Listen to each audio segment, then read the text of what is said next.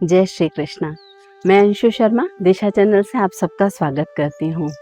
आपने अक्सर लोगों को ये कहते सुना होगा कि पति पत्नी का रिश्ता 7 जन्मों का होता है, लेकिन इस बात में सत्यता नहीं है, क्योंकि जब सृष्टि का निर्माण हुआ तब से लेकर वैदिक युग तक विवाह संस्कार नहीं होते थे और स्त्री को पूरा अधिकार था कि वो किसी भी पुरुष को चुन सकती थी। साथ ही साथ संतान पर सिर्फ और सिर्फ माता का अधिकार होता था, मतलब माता के नाम से संतानें जानी जाती थी।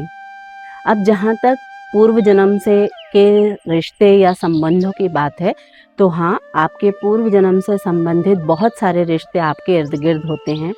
यूँ कहूँ तो करीब 50% से 60% लोग आपके जीवन में ऐसे होते हैं जिनका संबंध आपके पूर्व जन्म से होता है, क्योंकि जब आत्मा जन्म लेने का निर्णय लेती है तो वो उन्हीं लोगों के बीच में आती है जिनके साथ उनके लेन देन बाकी रहते हैं। अब ये लोग हम कैसे पहचानें कि ये हमारे पूर्व जन्म के साथी हैं, क्योंकि हमारे घर में, हमारे परिवार में बहुत सारे लोग रहते हैं और उनके बीच में ये चयन करना कि किसका हमसे पूर्व जन्म का संबंध है और कौन हमसे सिर्फ इस जन्म में जुड़ा है। तो इसके लिए ज्योतिष में सुविधा है। अगर आपको ज्योतिष का थोड़ा बहुत ज्ञान हो तो किसी की भी कुंडली देखकर आप ये समझ सकते हैं कि इस व्यक्ति से हमारा पूर्व जन्म का रिश्ता है या नहीं। अब पूर्व जन्म के जो लोग हमारे जीवन में आते हैं, जरूरी नहीं कि वो पत्नी बनके, माता पिता बनके, भाई बहन बनके या आपके परिवार के सदस्य बनके ही आए। कई बार ये लोग आपके किसी संस्था में आपके स्टाफ बन के आ जाते हैं। आपके यहाँ अगर कोई नौकर है तो हो सकता है उसका भी संबंध आपसे पूर्व जन्म का हो, तभी वो आपकी सेवा करने के लिए इस जन्म में आपके पास आया है। तो कुंडली में अगर आपके जो राहु केतु की स्थिति है, वो स्थिति अगर आपके परिवार में या आपके किसी दोस्त के या किसी आपके सर्वेंट के कुंडली में भी वही दशाएं दिख रही हैं, वही स्थिति दिख रही है, तो आप समझ सकते हैं कि इस व्यक्ति का हमसे पूर्व जन्म का रिश्ता है।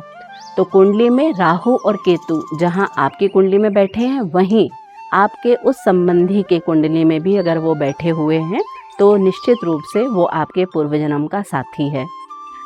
अब अगर इसको आप स्पष्ट रूप से समझना चाहें तो हम ऐसे कह सकते हैं कि अगर मेरी कुंडली में द्वितीय भाव और अष्टम भाव में राहु और केतु की स्थिति है और मेरी बहन की कुंडली में भी राहु और केतु की स्थिति द्वितीय और अष्टम भाव में दर्शा रही है, इसका मतलब ये है कि हमारी बहन से हमारा पूर्व जन्म का रिश्ता है।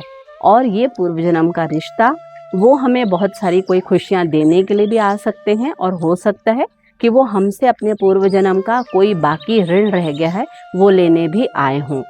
तो इस तरह कर्मों का जो बंधन होता है और जो पूर्व जन्म के संबंधों का निर्णय होता है वो कुंडली के द्वारा देख के हो जाता है, और फिर साथ साथ कुछ और गहरे सूत्रों के द्वारा ये पता चल जाता है कि वो व्यक्ति हमसे कुछ लेने आया है या देने आया है।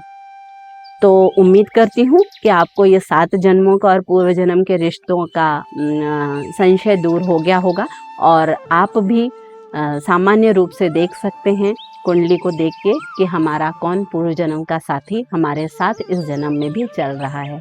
आप हमारे चैनल में इसी तरह जुड़े रहें और नई नई जानकारियाँ हमसे प्राप्त करते रहें। धन्यवाद। जय श्री कृष्ण।